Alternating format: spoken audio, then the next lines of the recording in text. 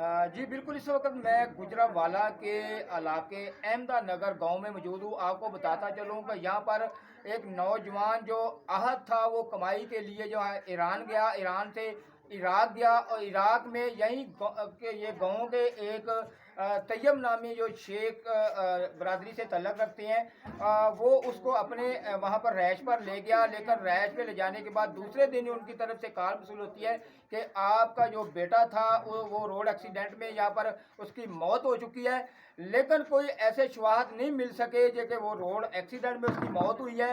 बिल्कुल यहाँ पर वो ख़ानदान मेरे साथ मौजूद है जिनका बेटा नौजवान वहाँ पर जो रोड एक्सीडेंट में वहाँ पर मारा गया। लेकिन इनके मुताबिक है कि हमारे बेटे को वहाँ पर कत्ल किया गया, ना कि उसका कोई रोड एक्सीडेंट हुआ है। वो उन्हीं की ज़बानी जानने की कोशिश करेंगे कि वो उनके वालिद मेरे साथ मौजूद हैं, तो वो क्या कहना चाहते हैं और उनके बेटे के साथ क्या वाक़या पेश है। आप बताएं जी, आपका जो बेटा था अहद वो बाहर ईरान गया, ईरान से इराक गया, क्या कहेंगे आप, क्या वहाँ वाक़या पेश आया। जी वो बगदाद शहर में रहता था। उधर इसका एक दोस्त जो है जिसका नाम तैयब शेख है, उसने उसको दावत दी कि पता नहीं कहाँ जाने की भी। वो रात गया, वो वहाँ का चौकीदार बता रहा है कि एक नौजवान लड़का गोरा साया वो लेके गया रात 11:30 बजे। जब दिन चला तो हमको उसने तकरीबन 10-12 बजे रिपोर्ट दी। हमको भी नहीं दी बल्कि हमारा एक रिश्तेदार रहता था दुबई में, उसको उसने कॉल की। उसने हमें कॉल की कि आहत का एक्सीडेंट हुआ है। हमने बोला चलो हो गया होगा, कोई बात नहीं। हमने फिर पूछताछ की कहाँ से फ़ोन आया। फिर उस नौजवान ने हमारे साथ बात की कि ऐसे ऐसे हम किसी शख्स को मिलने जा रहे थे, आहत का रोड एक्सीडेंट हुआ है, मैं उसको अस्पताल ले गया, मैं उसको कहाँ ले गया, मुझे पुलिस वालों ने पकड़ लिया, मेरे साथ ये हुआ। लिहाजा उसका मैंने पूछा बेटा उसकी कोई बॉडी मंगाने का क्या कोई इंतज़ाम होगा, तुम तो उधर रहते हो। उसने बोला चाचू उसकी जो है ना डेड वो बहुत मसलन के पिक्चर हो चुकी है, वो नहीं आ सकती।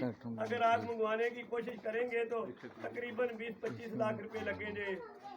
उसका कहने का ये मकसद था। मैंने बोला बेटा हम तो नहीं दे सकते, हम तो गरीब आदमी हैं, हम कहाँ से लाएंगे, हम मजदूरी करके खाना खाते हैं, ये बेटा ही हमारा सहारा है, तुम कह रहे हो इसका एक्सीडेंट हो गया है। वो फिर भी उसने उसके बावजूद हमको कोई बात नहीं बताई, ना कोई तस्वीर भेजी, ना कुछ भेजा।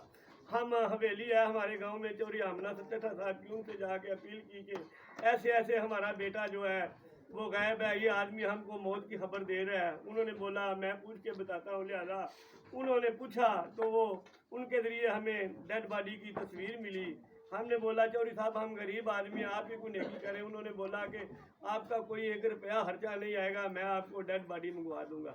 लिहाजा उन्होंने काम कर दिया था। आज से 2 दिन पहले मैं जी बिल्कुल, उनके वालिद की आपने बात सुनी है। उनका कहना है कि जो तैयब नामी शेख हमारे गांव का ही रहने वाला है, जब उससे रब्ता हुआ तो उसने कहा कि वो डेड बॉडी बिल्कुल बिल्कुल जो है वो उसकी हालत गैर है, वो यहाँ नहीं आ सकती। लेकिन उसके बावजूद फिर उन्होंने कहा कि आप इस तरह करें कि हमें 20 से 25 लाख रुपए दें ताकि वो आपकी डेड बॉडी इसके अलावा नहीं आ सकी। इसमें भी कुछ सबूत नजर आते हैं कि इतने पैसे गरीब आदमी ना यहाँ दे सकेंगे ना डेड बॉडी आएगी।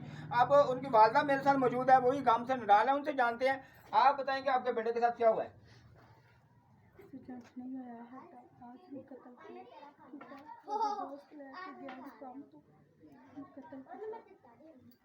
जी बिल्कुल, उनकी वालदा की आपने बात सुनी। उनका कहना है कि मेरे बेटे का रोड एक्सीडेंट नहीं हुआ बल्कि उसको कत्ल किया गया है, हमें चक्कर दिया जा रहा है। बिल्कुल उसकी जब यहाँ पर जब डेड बॉडी के मंगवाने की बात की तो बिल्कुल हमें पैसों की डिमांड की गई है और हमारे साथ हमें इंसाफ चाहिए। बिल्कुल उनका कहना है कि वो सरापा एहतजाज है कि हमें इंसाफ मिले, वो गम से न डालें।